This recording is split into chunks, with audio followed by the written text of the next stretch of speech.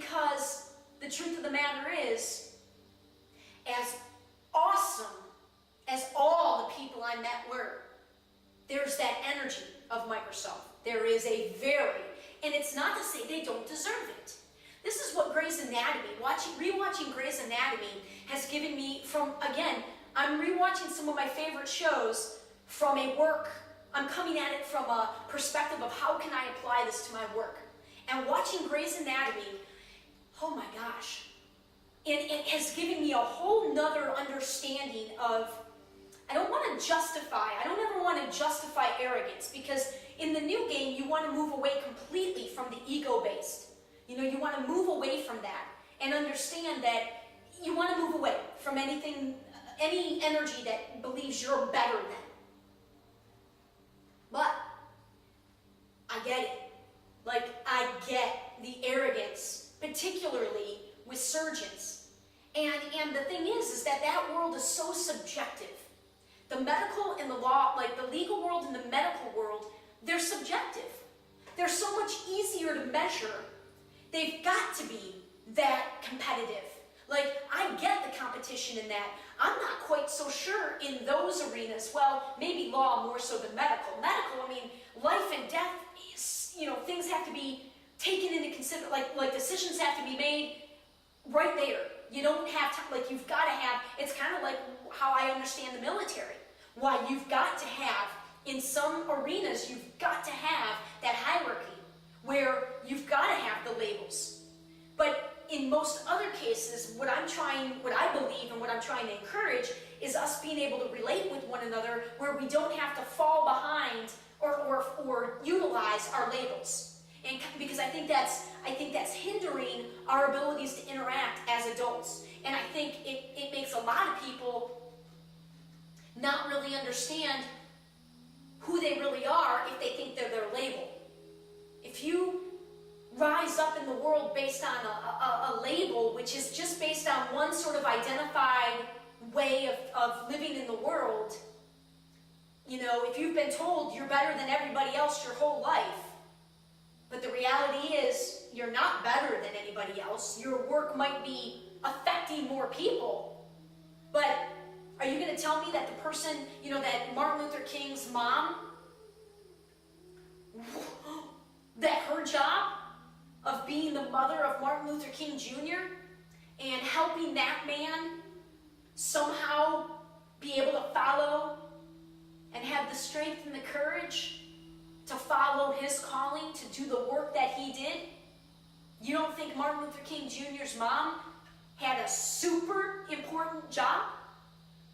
Just simply as being the mother of one of her kids, and forgive me for not knowing Martin Luther. I assume he's probably got brothers and sisters or had brothers and sisters, but I don't know that offhand. But what I'm trying to say is, I don't care if this, you're a president of a company and you've got 300 people. Yes, your work affects more people. Really easy to say or to try to believe that it's more important than a mother at home mothering 1, 2, 3 kids. But you don't know what those kids are meant to do. You don't know what those kids are meant to do. And in this day and age, because of my belief that our souls choose these lives, and if you want to read about how many kids, if you want to read a little bit more about this, indigo children, if you Google and look up indigo children, there are a number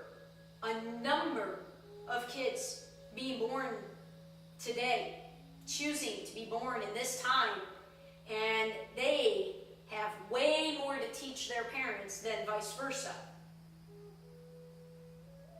Deep kids. And I don't know if the kids I've met are actual indigo children. I don't know a tremendous amount about them to be able to identify. But some of my cousins' kids, some of the kids I've met in my life that, recently, we're talking, these kids are special. They're dialed in, and their souls, they're choosing to be born at this time. And you you as parents, you might not be open to receiving what I'm talking about, but your kids, as they come into their little young adulthoods and become the adults that they're meant to be, they're not signing up for the world that we all agreed to. Because they see what I saw when I was a kid. I remember being like 9 years old saying, I don't get this. I don't get working your ass off until you're retired and then you start to enjoy life. How does that make any sense? That makes no sense. Especially when I observed so many people that were working that really weren't that happy in the work that they're doing. Shouldn't we instead be encouraging people to do work that they love? And then you're not in such a dire need to have vacations and to rush to retirement?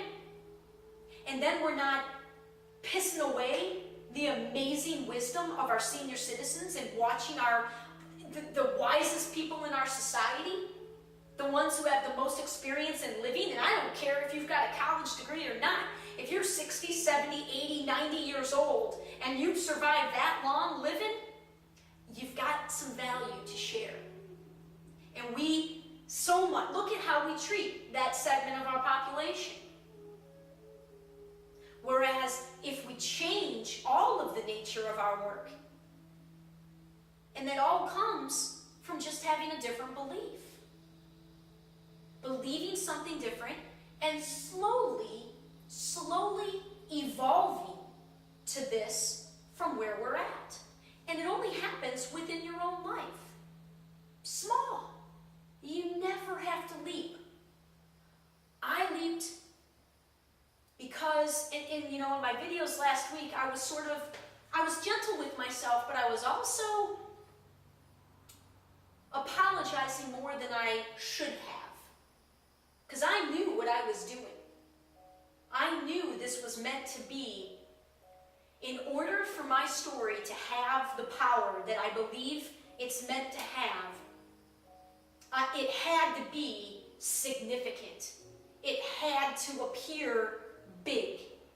I had to go from a relative nobody to a somebody in the outer world for the strength of the message, for the message to have this oomph. It's not for me personally. You can believe that or not. But for the message to have the oomph. How could masses deny? I mean, if you just think about it logically. I know what I'm speaking about is real. Oh, I know it, and I know I can teach it, and I know my story will be proving it observable to others, certainly within 6 more months. At the longest, within 6 more months. And that's still, 18 months is still a super impressive to go from a nobody to somebody being on a big stage with a new message. But there are so many reasons why it's got the potential to be so powerful. The number of networks that I come from, and a lot of them, they just don't have the time to pay attention. I come from super high achieving people. They don't have the time. They don't want to make the time. It's not that they don't have the time. We always have the time. We have to decide to make the time. Because I guarantee all the super high achieving people in my life, I guarantee you're still watching TV. You're still watching TV at night.